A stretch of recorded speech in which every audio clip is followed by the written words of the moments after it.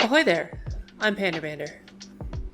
I like to pride myself on making effective off-meta builds that combat the staleness of what's become the meta.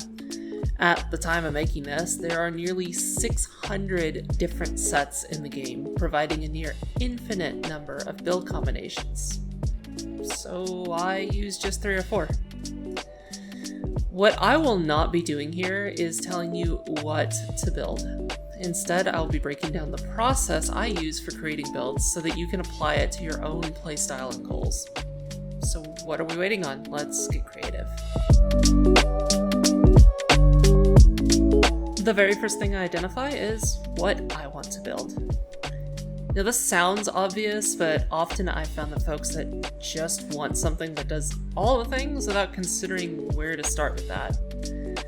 So consider it. Do you want to build based on a new set that's come out recently? Are you trying to build for a specific playstyle like PvP or Overland? Are you looking to make a build to fill out a specific role such as tanking dungeons or support in Cyrodiil? For the purposes of this video, I'll speak from a PvP perspective primarily, but this advice can be applied to any content in the game with some minor alterations. So once you've identified what kind of build you're looking for, you have a solid point to begin and can really start to dig in. Now every class has its own unique strengths and weaknesses. For example, Templar gets a bonus to weapon and spell damage with a wicked execute ability, but can have problems getting targets into range for that, while Necromancer gets a bonus to dot damage for stronger pressure, but really lacks in terms of a class executability. To anyone familiar with me and my content, I obviously play a lot of Werewolf, which is where most of my builds focus. The class, and yes, it is a class by Zos' own admission, has some serious limitations on mobility and completing kills while simplifying things like buff management. So keep these strengths and weaknesses in mind as you move on to your next step. Gear. Now gear is where the build really begins. No build is complete without it, and choosing the right combination of pieces is what makes or breaks a build. To that end, the community really shines and has provided some excellent resources for that purpose.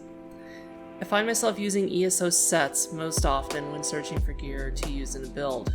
This resource has proven incredibly useful, allowing me to search for nearly any aspect of a set, such as weight or content height, and has a very useful advanced search, allowing me to really dig into sets that share the traits I'm looking for.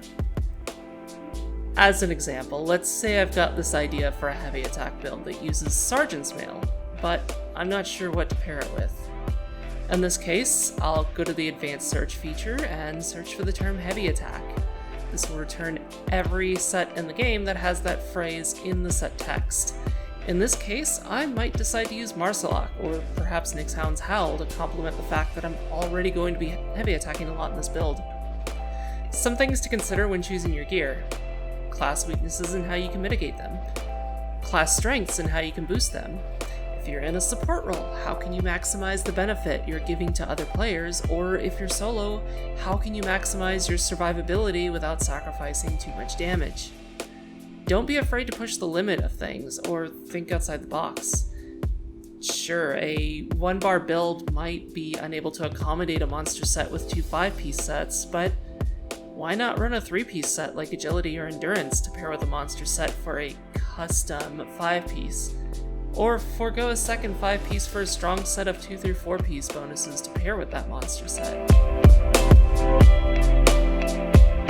Once I have an idea of what sets I want to run, I typically move to the UESP build editor. While the editor has some odd problems here and there, it has proven to be a reliable way for me to get an idea of what kind of stats I'll be looking at once I put a build together. The interface is fairly straightforward, allowing you to set parameters like your character's race, faction, curse stage, or even if the build should be using PvP calculations. Then moving on to the actual items that comprise your build, the set bonuses that should be active, skills you use, buffs, and even champion point allocations. Moving things around here and changing things like enchants, armor weights, skills, or champion slottables can give you a good idea of what the finished product should look like in-game. So we've got a build lined up that we're happy with. Now we just need to put it together in-game. If you're on PC, then you have access to the public test server, or PTS. I highly recommend making use of this resource. A template character on the PTS is given access to every set in the game at gold quality, a heap of golden transmutes, and just about anything else you would need to put together a build.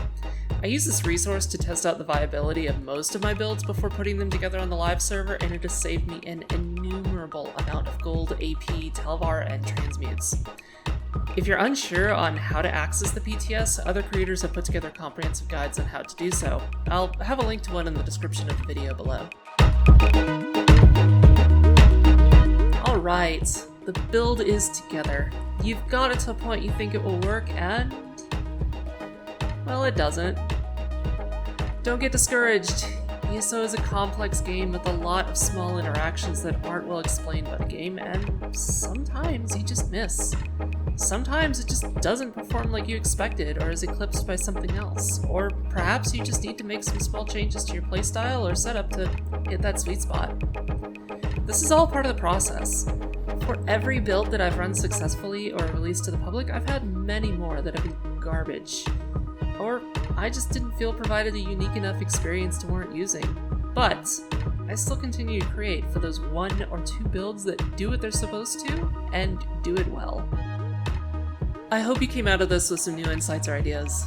Theory crafting is a genuinely enjoyable experience in this game, and a successful build feels all the better when you know that it was you that came up with it. If you use a different process for building, or have some suggestions on how I can refine my own process, let me know in the comments below. Likewise, I'd love to hear about successes you've seen after seeing this. As always, a like and subscribe are always appreciated, and I hope to see you all out there in the wilds of Tamriel.